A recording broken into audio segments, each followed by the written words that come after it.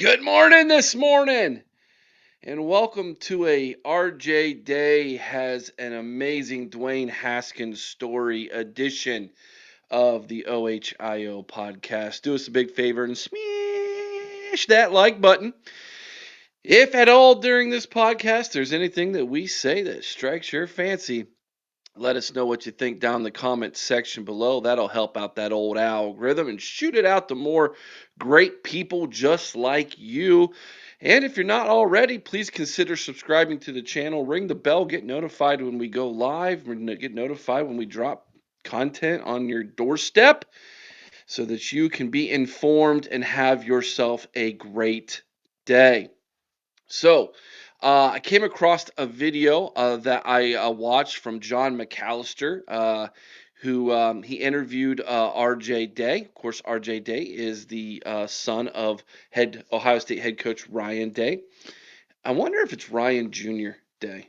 I'm assuming it is, being R.J., but not 100% sure about that. If anybody knows, let me know in the comment section below if he's Ryan Jr. But um, great interview, John McCallister. Hats off to you on making it about RJ and not about his dad or about Ohio State or about anything like that. By the way, RJ's a up and coming pretty good quarterback here in the state of Ohio. Plays here in Central Ohio and is making a name for himself. Went on a recruiting trip last year to Clemson, like we reported, and told everybody. Had a funny little story about that, and that ruffled some feathers. I wonder what Ryan Day's interview or conversations with Dabo Sweeney were like upon that trip. However, Ryan Day did inform everybody that when he was on that trip, that's when we lost our running back coach to the state up north last year. So, interesting little nugget there. But RJ was on a recruiting trip to Clemson, and so RJ is going to be, I believe, a Division One quarterback. Now, is he a five-star quarterback in the class of 2026? Probably not. I mean, that's so rare. I don't want to sell the kid short, but I also don't want to put unfair expectations on him, if that makes sense. But I believe RJ is good enough to be a Division One quarterback? I absolutely do. Um, is he good enough to be, like I said, a possible Ohio State quarterback?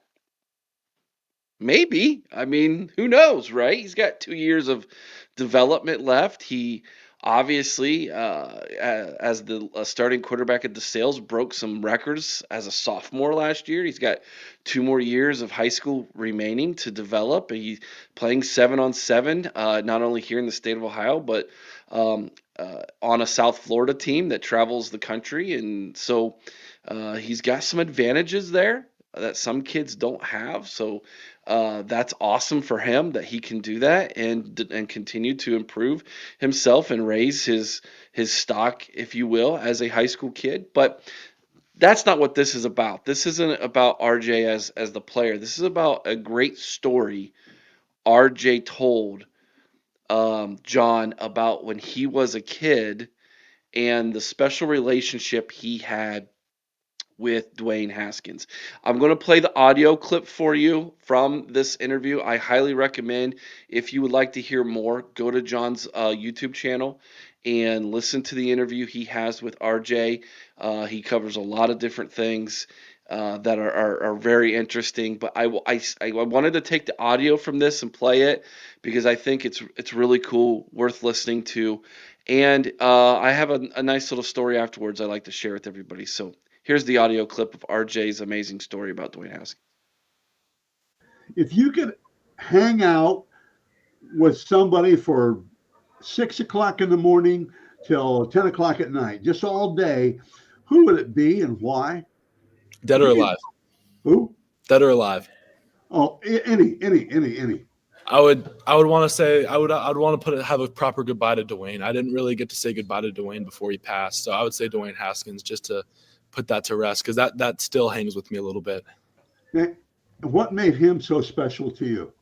So when I was little and, I was still coming up in football, he would pick me up on Friday nights and he would say, hey, pick a high school football game. We're going to go watch it.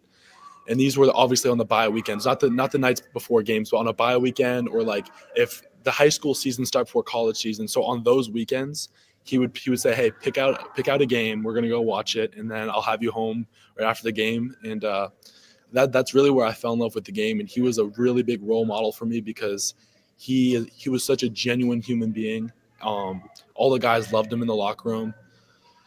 Yeah, he. I can't say enough good things about Okay. Dwayne. Super. Yeah. That's really good. Wow. That's now you gotta keep in context when Dwayne was at Ohio State or before Dwayne passed away. RJ's elementary, junior high, right?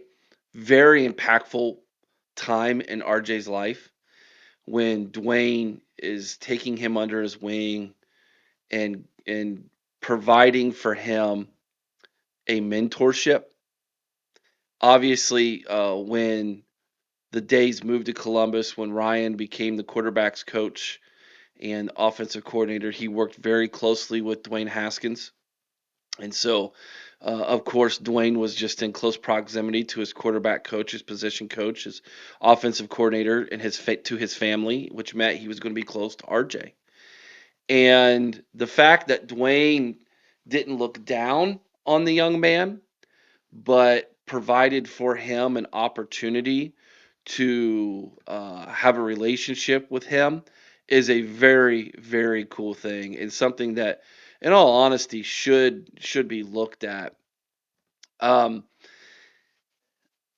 and then, of course, the unfortunate ending to Dwayne's life and how that must have impacted RJ at such an impressionable age. And for him to say, when asked, who would you love to have spend one day with in your life? He could have picked anybody, right? I mean, I don't know who's influential to kids today because I'm an old fart now, but I'd imagine that most kids would probably pick a rapper of some kind or a star athlete in today's athletic world. Um, you know, uh, whoever, right? Or even a family member, right? That is has gone on. But for RJ, he chose Dwayne Haskins. What a special relationship those two must have had. And to think that Dwayne's legacy, beyond what he did on the field, beyond what he accomplished at Ohio State or in the NFL, is living on through RJ and what he's accomplishing now as a quarterback is really, really cool. Let me paint a scenario for you here at the end of this video that I want you to think about. Let's foreshadow that RJ is able to play at Ohio State and he gets the opportunity to come to Columbus and play for his dad, which would be really, really cool for any kid and for any father who's the head coach of a major program to have his son be able to play for him, right? And RJ develops and spends time, climbing up the depth chart and gets to his senior year and has the opportunity to lead this program to another college football playoff. And he comes out, and RJ wears number 12. I believe that's his dad's number when he played. But could you imagine he runs out and he's wearing number 7? That's right, Dwayne's number. And he leads Ohio State back to another national championship with number 7 on his jersey in honor of Dwayne Haskins. And he gets to raise that trophy up above his head with his father. If that is not one of the most Disney-esque movies that I can think of, I don't know. I don't know what is. That would just be an amazing moment for both RJ and for Ryan to be able to share that moment together as father son and all of Buckeye Nation, of course, right? Like that moment would just be unbelievable if it's something like that were to happen. Uh, but to think that a lot of that stems from the fact that Dwayne took time out to spend with a little kid who looked up to him. That means a lot. And that should be honored. That should be remembered forever and cherished among all of Buckeye Nation. What Dwayne Haskins, the person he really was outside of football, not what we saw on television or what you hear about in the media, but who he was when the lights weren't on, picking a kid up, spending time taking him to a high school game, sitting down together and watching the game, and him mentoring his coach's son. What a cool story. I'm glad RJ shared that. I'm glad John had the opportunity to interview RJ, and he asked that question. What a great question, and what a phenomenal answer.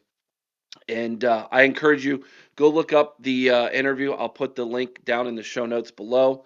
Uh, go look up the interview, watch it. It's about 30 minutes long. It's not very long, and RJ does a great job. I came away with that being super impressed with the young man.